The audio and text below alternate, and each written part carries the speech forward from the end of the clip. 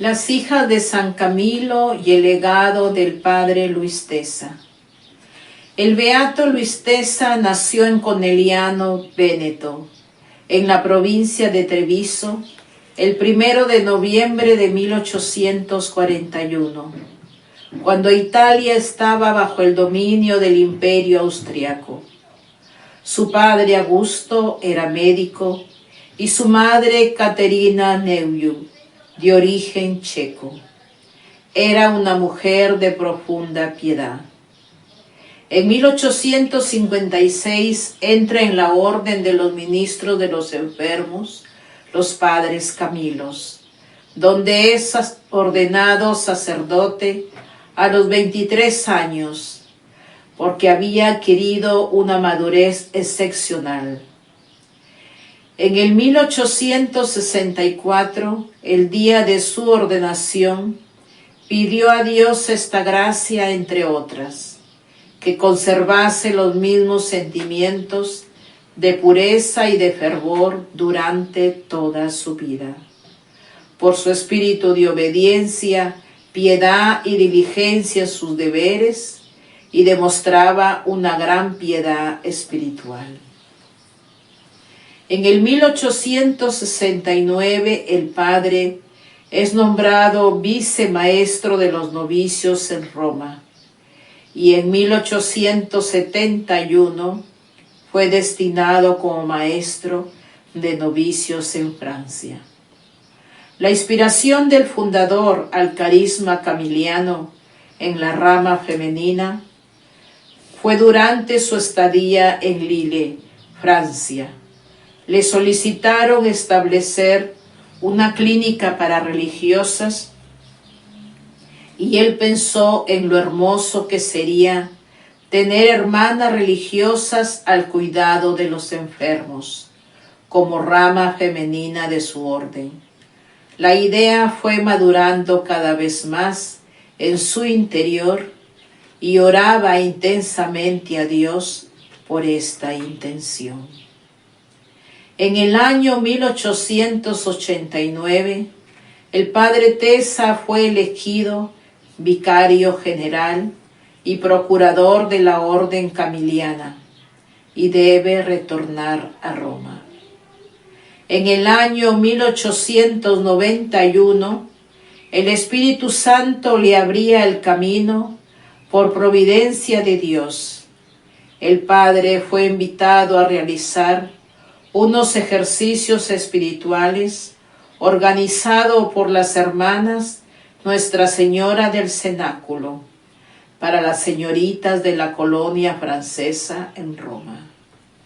Porque el sacerdote que iba a predicar no pudo asistir, y como el padre Tesa hablaba perfectamente el francés, le solicitaron a él que lo reemplazara.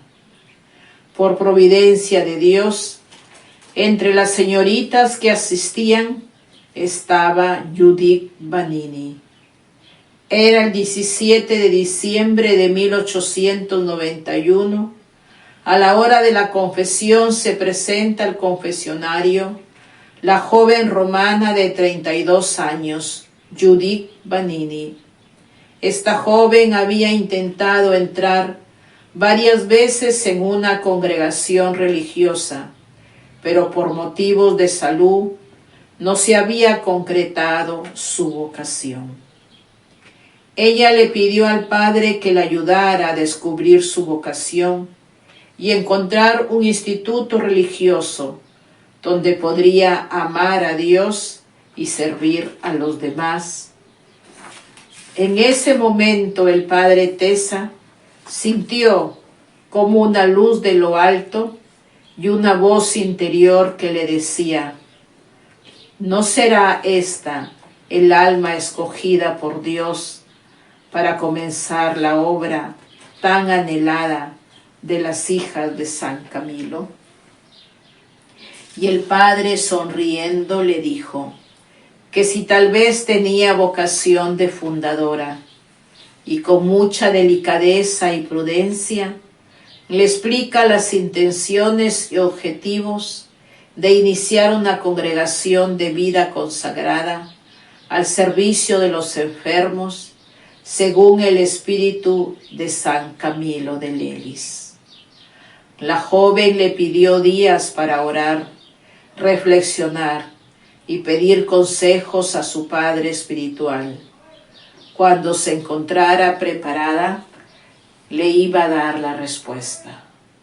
Al domingo siguiente, después de la Santa Misa, la joven se presentó al padre Luis Tesa y le dijo que estaba totalmente a su disposición, y semanas más tarde, el primer grupo de jóvenes inició la vida religiosa de las hijas de San Camilo. A partir de ese día las cosas comenzaron a marchar bien. El padre Tesa le pone al corriente a su padre general de su orden y la consulta general aprobaron el proyecto. El cardenal vicario de Roma igual los apoya y con otras jóvenes que deseaban ser religiosas, comenzaron su vida religiosa el 2 de febrero de 1892. Padre Matis, general de la orden en aquel tiempo, presidió el acto de nacimiento de las hijas de San Camilo, dándoles el escapulario y la cruz roja, en la capilla donde se encuentran los restos de San Camilo en Roma, y la joven Judith, en su consagración, recibe el nombre de Giuseppina, en honor de San José. El padre Tesa redacta la regla y las constituciones. Con ella, a través de las conversaciones cotidianas, transmite a las hijas el espíritu de servicio de San Camilo hacia los enfermos, que va enriquecido por las actitudes de la sensibilidad, ternura y disponibilidad propios del corazón femenino. Nos enseñó a poner en práctica una confianza absoluta en el Señor. La voluntad de Dios es mi alimento, él exclamaba, el único objetivo de mis anhelos al que quiero sacrificar todo. Él siempre deseaba de vernos felices y contentas en la santa vocación.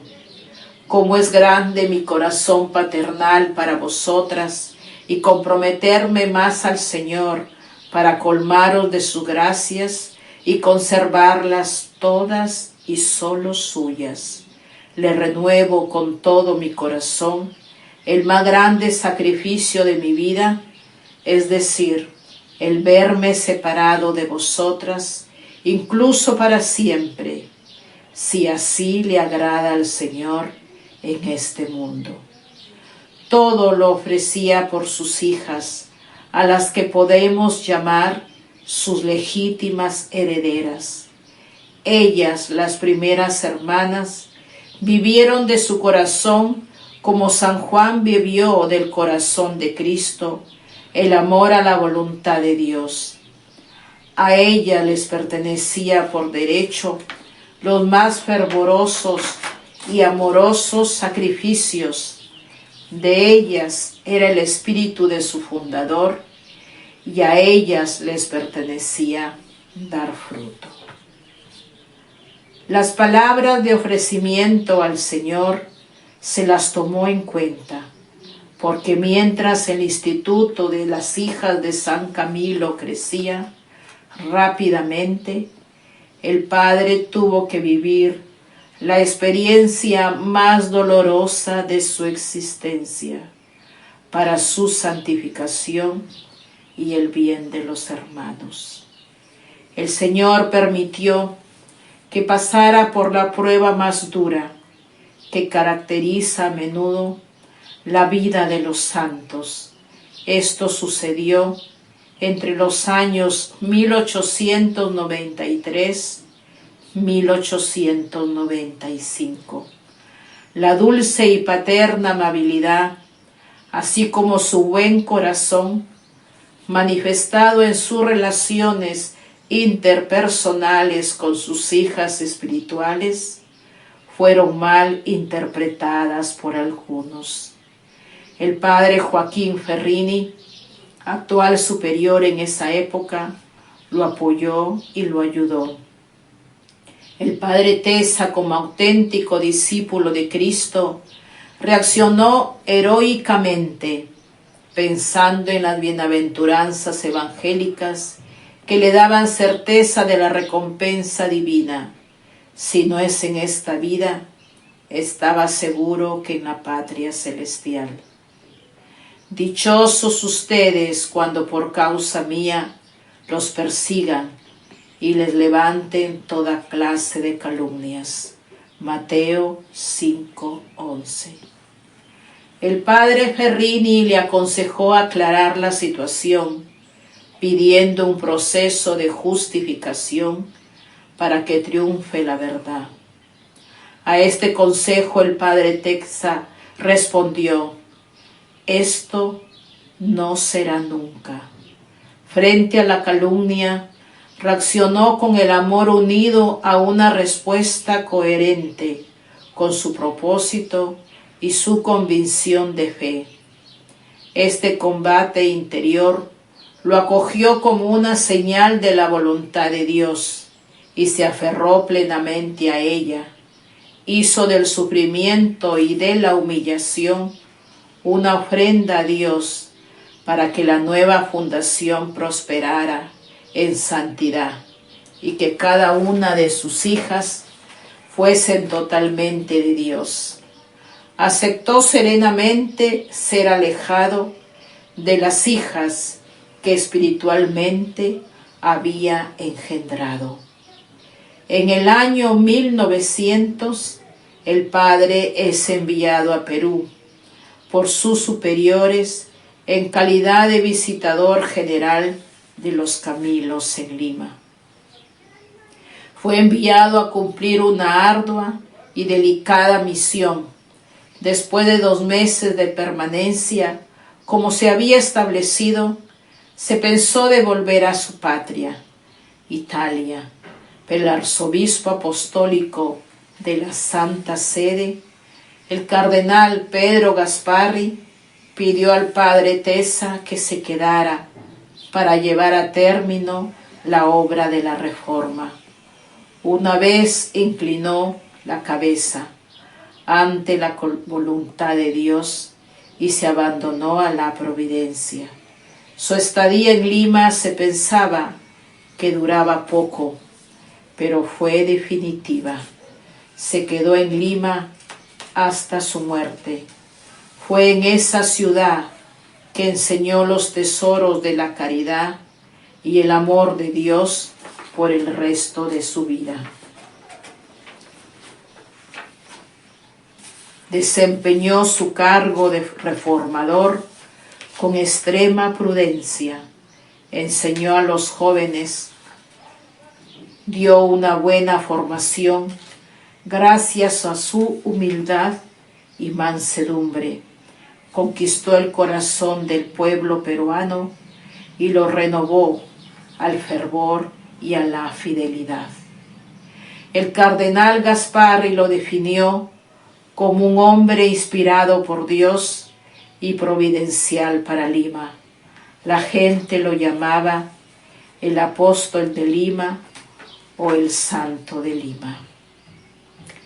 Han pasado 131 años y sigue viva la memoria del padre Tesa, y este es el legado de espiritualidad que el padre Luis Tesa nos dejó, porque las que ahora estamos lo sentimos vivo, que camina con nosotros, porque fue el Espíritu Santo quien las inspiró.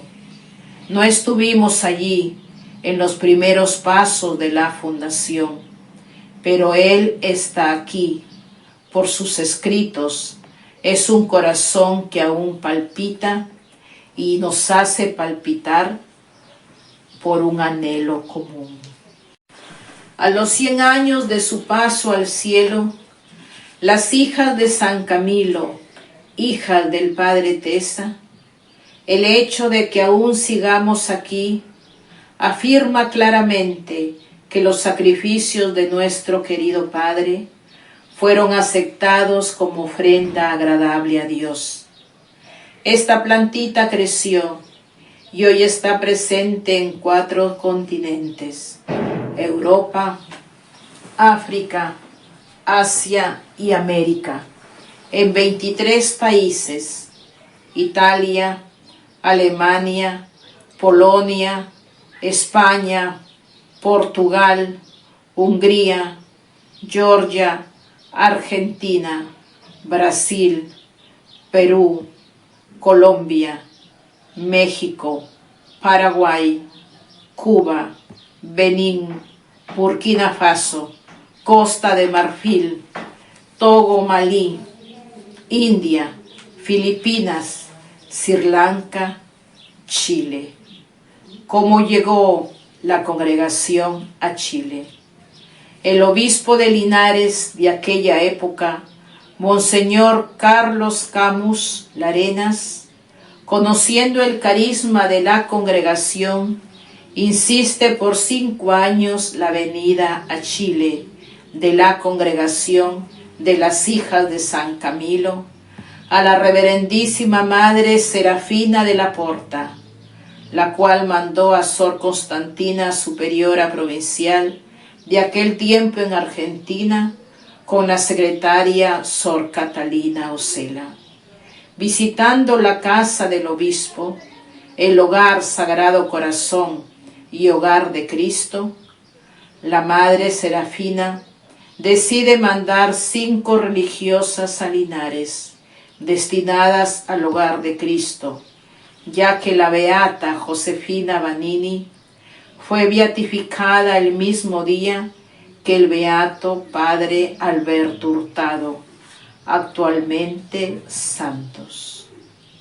La madre decide preparar las 5 religiosas, las cuales partieron el 2 de enero del año 2000, acompañadas de Sor Inés Cuomo, y llegan a Chile el 3 de enero, después de 30 horas de viaje, como superiora Sor Marina Marchori, Sor Isabel Martínez, Sor Herminia Guamán, Sor Evelia Monsalve y Sor Mary Llamas. En el año 2003, siendo obispo Monseñor Tomislav Colliati, se reúnen con el padre Agustín Moreira, capellán general del Hogar de Cristo, y la madre general, Sor Laura Biondo, representante del Instituto de las Hijas de San Camilo. En común acuerdo, se hace el traspaso de la residencia a las Hijas de San Camilo. En el año 2004 se hace efecto el traspaso de las dependencias del hogar a las Hijas de San Camilo por medio de una escritura pública con todos los efectos legales. Hoy contamos con 50 residentes al cuidado de las religiosas y personal. Las prioridades y exigencias aumentan día a día. Los recursos son limitados al ser un ELEAN sin fines de lucro, y sumando a esto la situación económica del país, se hace notoria la carencia de recursos.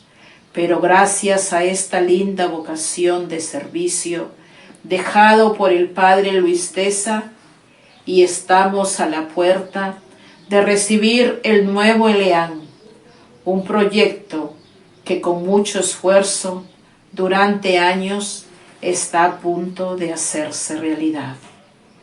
Esperamos que a comienzo del 2025 comencemos con el funcionamiento de este nuevo ELEAN, aumentando su capacidad a 90 residentes, pero a la vez aumentando la necesidad de compromiso de la comunidad para poder subvencionar los gastos que a futuro se nos presentarán. Un agradecimiento profundo a todas las autoridades civiles, religiosas que han pasado y a todos los voluntarios y voluntarias e instituciones actuales, a la comunidad en general que nos ha apoyado y nos siguen apoyando con su colaboración para poder seguir trabajando, porque no podemos quedarnos con lo que hemos logrado con los años y así continuar a darles la dignidad a nuestros adultos mayores como hijos de Dios. Esto es lo que nos mueve a nosotras como camilianas y a la comunidad linarense. No podemos permitir que nuestros residentes vuelvan a las periferias de donde los hemos rescatado, sino que vivan con dignidad y, como dice el Papa Francisco, todos tenemos derechos a un poquito de amor. Todos somos hijos de Dios. Que el Señor los bendiga y pidamos la intercesión del Padre Luis Tesa para seguir trabajando. Les agradece la comunidad actual de Linares, Superiora Sor Herminia Guamán, Sor Evelia Monsalve, Sor Auristelia Gurto, Sor Rosa Buscal y Sor Mary Llamas.